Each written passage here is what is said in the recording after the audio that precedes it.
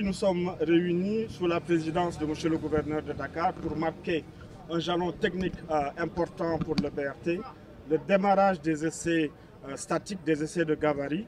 En gros, il s'agit de tester conformément au cahier de charge la performance du BRT par rapport aux travaux d'infrastructure, par rapport à ces interfaces en station.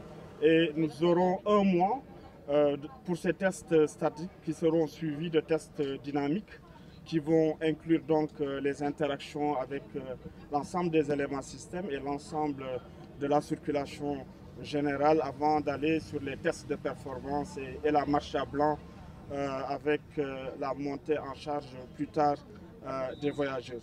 Donc ces tests sont un jalon extrêmement important. Nous avons à cet effet demandé l'accompagnement de toutes les populations pour que ça se fasse dans les meilleures conditions. Comme vous le savez, nous sommes complètement mobilisés sur l'échéance donnée par la plus haute autorité de mettre en service ce BRT à la fin de l'année avec 150 bus qui sont prévus, mais 121 dans une première phase. Vous avez vu les bus articulés, capacitaires, climatisés, mais le plus important, c'est que ces bus vont contribuer avec cet investissement à la création d'emplois. 1000 emplois jeunes sont attendus, des emplois pour des jeunes Sénégalais qui sont en train d'être formés pour demain offrir une meilleure qualité de service aux usagers Dakar.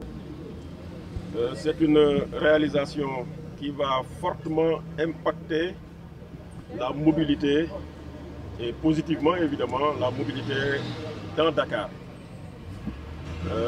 Le DG du CETUD l'a dit, nous faisons face à des embouteillages monstres à Dakar, surtout aux heures de pointe.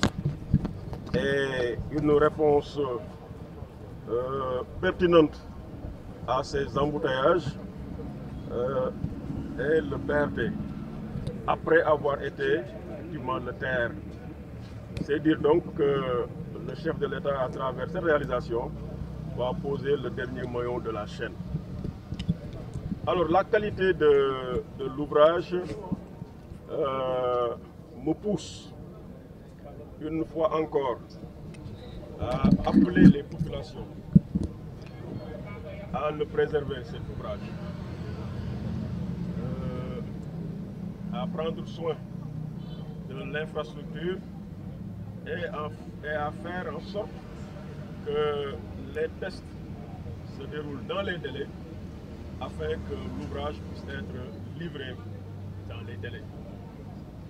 C'est pourquoi, en relation toujours avec le CETUD et les autres administratifs, notamment les préfets de Dakar et de Guédiawaye, toutes les dispositions sont prises pour que les occupations de l'emprise soient libérées. Nous souhaiterions que cette libération se fasse de manière volontaire. C'est pourquoi nous avons eu à diffuser un communiqué pour que ceux-là qui déroulent des activités sur les emprises puissent quitter et libérer ces emprises-là.